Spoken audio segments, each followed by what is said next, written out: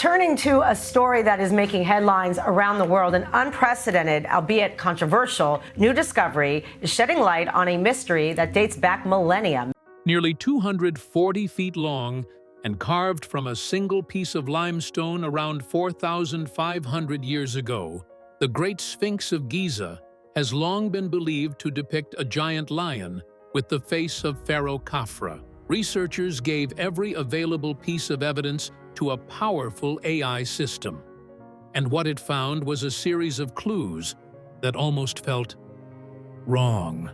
A face that didn't clearly match its king, a head that may have been carved down from something larger, a body that could be older than the pyramids beside it, and most surprising of all, a possibility that this face belongs to a king, history almost erased. In today's video, we'll examine exactly what the AI found, the researchers who uncovered the same clues decades ago, and why mainstream Egyptology has never fully answered the questions they raise. Let's dive in. Who built the Sphinx? The Great Sphinx sits on Egypt's Giza Plateau, just outside Cairo, only a few hundred meters from the Great Pyramids. At around 240 feet long and 66 feet high, it's one of the largest statues ever carved by human hands from a single rock formation. But once you stand in front of it, another question almost asks itself: who actually built this? Now, if we stick to what mainstream Egyptology says, the answer seems pretty straightforward. Most historians believe the Sphinx was carved around 2500 BC during the reign of Pharaoh Khafre, the same king associated with the second pyramid at Giza. The lion's body was meant to represent power and protection, while the face has long been believed to depict Khafre himself. That's been the accepted story for well over a century. And it isn't just a random guess. Khafre's Valley Temple stands right beside the Sphinx Temple, and his causeway runs past the monument. Then, in the 1850s, French archaeologist Auguste Mariette discovered a famous dark green diorite statue of Khafre inside that nearby temple. Archaeologists found another clue, too. Ancient workers first dug a huge trench around the rock. Instead of throwing those massive limestone blocks away, they used them to build the nearby Sphinx Temple. That means the temple and the Sphinx were created from the very same stone, making them part of the same construction project. Researchers like Egyptologist Mark Lehner see all of this as the strongest argument that the monument belongs to Khafre's building project, because none of those things actually say Khafre built the Sphinx. And that's where this story suddenly becomes much more interesting. Egypt's pharaohs loved putting their names on everything they built. Their royal names, called cartouches, were carved into temples, statues, tombs. On the most famous monument in Egypt, there isn't a single original inscription naming its builder. The closest thing we have is the Dream Stele, a large stone slab placed between the Sphinx paws. It wasn't left there by the people who built the monument. It was set up by Pharaoh Thutmose IV around 1400 BC, more than 1,000 years after the Sphinx was supposedly carved. On the Dream Stele, Thutmose tells the story of a dream in which the buried Sphinx promised him the throne if he cleared away the sand covering it. A damaged line on the stele appears to contain the syllable Kaf, but the rest of that sentence has been missing for centuries. So while some scholars believe it refers to Khafre, nobody can say with certainty what the full inscription originally said. There's another detail most people never hear. The ancient Egyptians didn't call it the Sphinx at all. By Thutmose's time, they worshipped it as Hor-Emaket, meaning Horus in the horizon. The word Sphinx didn't appear until the Greeks arrived thousands of years later and gave it a completely different name. Which leaves us in a strange position. The official story isn't built on one smoking gun. It's built on several pieces of indirect evidence that, together, point toward Khafre, but never quite prove it. And if the monument itself refuses to tell us who built it, then the only thing left to question is the face everyone thought they recognized. A face that doesn't fit. In the early 1990s, forensic artist Frank Domingo, who specialized in facial identification, decided to compare the Sphinx with something historians had never seriously questioned: the confirmed statues of Khafre in the Cairo Museum. And he wasn't comparing smiles or facial expressions. Forensic artists rely on parts of the face that barely change, even with age or damage. Things like the angle of the jaw, the distance between the eyes, and the shape of the underlying cheekbones. Domingo even used a computer imaging system called CARES, short for Computer Assisted Recovery Enhancement System, to compare the two. And what he found caught people off guard. The Sphinx appeared to have a slightly forward-projecting lower jaw, while Khafre's statues show a much straighter facial profile. The jawline, the facial angle, and even the overall proportions didn't line up the way they should if both faces belonged to the same person. But one expert, challenging more than a century of accepted history, wasn't enough to change anyone's mind. And that's exactly where the AI came. Instead of looking at a handful of photographs, researchers used AI to process decades of surveys, laser scans, digital maps, and thousands of measurements collected from the Sphinx over the years. It even generated a 3D model of the damaged face, estimating missing features before comparing it against dozens of confirmed statues of Khafre. And the result wasn't a dramatic announcement. In forensic identification, that's a big deal. It means the evidence simply isn't strong enough to confidently say two faces belong to the same person. For more than 100 years, the face of the Sphinx had been treated as Khafre, almost without question. The mathematics behind the comparison couldn't confidently support it. That wasn't even the biggest problem, because once researchers stopped asking whose face it was, they started asking something far more unsettling. Was it the original face at all? The impossible proportions. This wasn't an observation made by AI. Instead, in the early 2000s, this concern had already been raised by Dr. Rainer Stadelmann, one of Germany's best-known Egyptologists and the former director of the German Archaeological Institute in Cairo. After spending decades studying the monuments of Giza, one detail kept bothering him: the proportions. And you'll immediately see what he meant. The monument stretches almost 240 feet from paw to tail. Its front paws alone extend roughly 50 feet. Across the shoulders, it's nearly 40 feet wide, giving the lion an incredibly broad and powerful frame. Everything about the monument feels enormous. Then your eyes reach the head. But sitting on top of a body that enormous, it almost looks like a small crown resting on a giant lion. That might sound like nothing more than an artistic choice, but ancient Egyptian royal sculptors didn't carve monuments however they liked.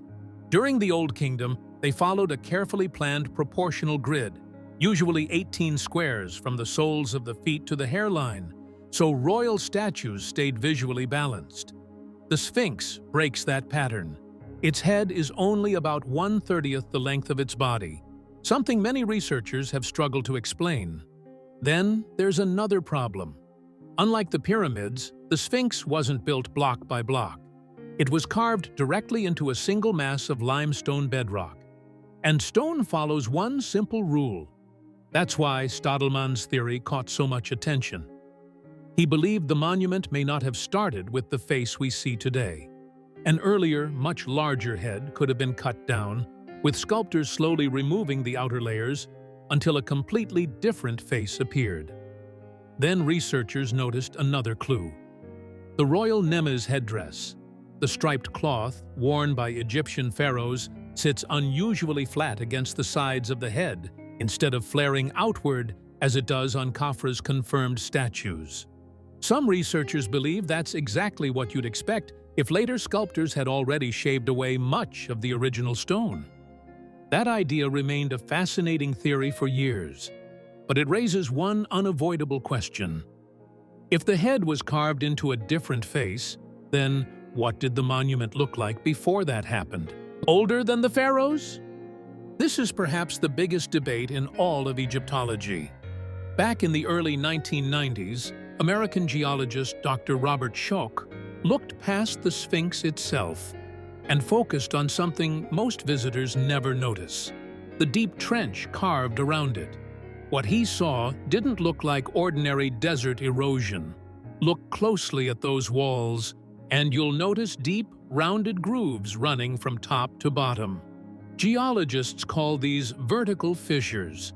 They're very different from the sharp horizontal scars normally left by wind carrying sand across the desert. It blasts the rock sideways, close to the ground where the sand is moving.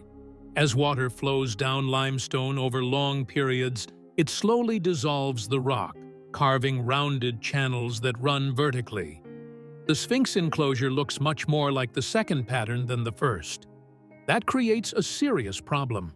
Because mainstream history says the Sphinx was carved around 2500 BC, during the reign of Pharaoh Khafre. But climate records tell a very different story. The Giza Plateau had already become an extremely dry desert. The last long period of heavy, monsoon-like rainfall in North Africa, known as the African Humid Period, had ended thousands of years earlier, roughly 5,000 to 6,000 BC. If those erosion marks were really carved by centuries of heavy rain, then the main body of the Sphinx would have to be thousands of years older than Khafre himself. Wasn't alone in raising that possibility.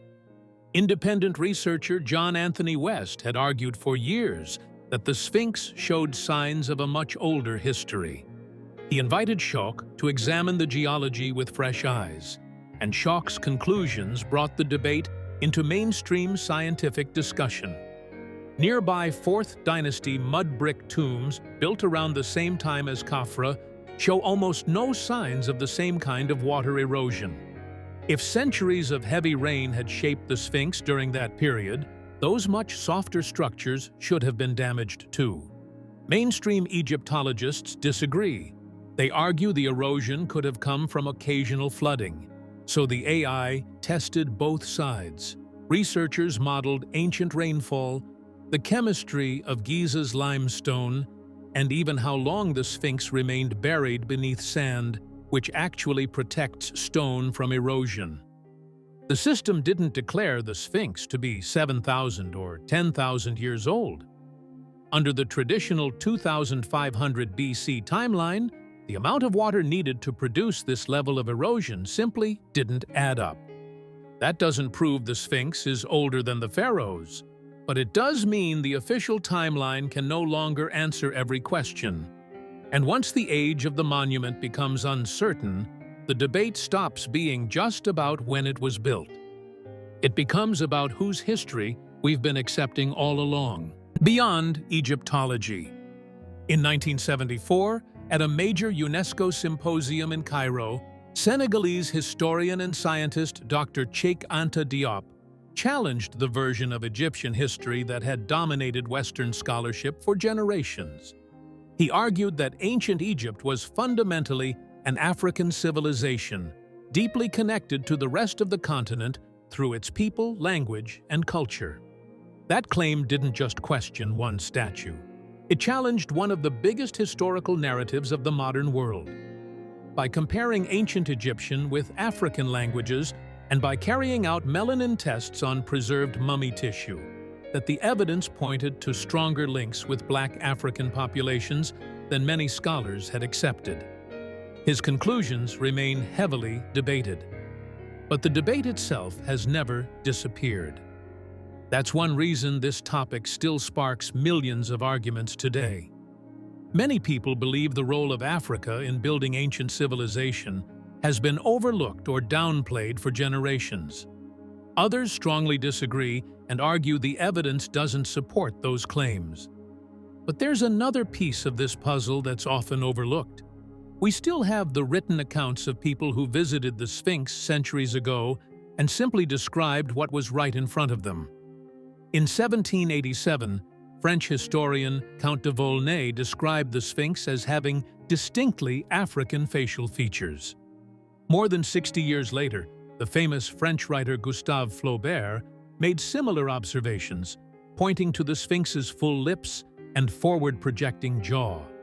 Then, in the 1990s, forensic artist Frank Domingo measured that same forward-projecting jaw and concluded it didn't closely match the confirmed statues of Khafre. This wasn't just a disagreement between historians anymore. The face itself had become part of the evidence. But if the identity of the Sphinx is hidden in its facial features, then one detail becomes impossible to ignore. The very feature that could have told us even more, its nose, is gone. And how it disappeared has become another mystery of its own. Who destroyed the nose? The most widely accepted story blames Napoleon Bonaparte's soldiers. According to it, during the French campaign in Egypt in 1798, as part of the Battle of the Pyramids, French troops used the Sphinx's nose for target practice and blasted it off with a cannon. The evidence doesn't support it. Danish explorer Frederick Louis Norden visited Egypt and made detailed sketches of the Sphinx. Those drawings were later published in 1755, more than 40 years before Napoleon's invasion. The nose was already missing. But if Napoleon didn't do it, who did?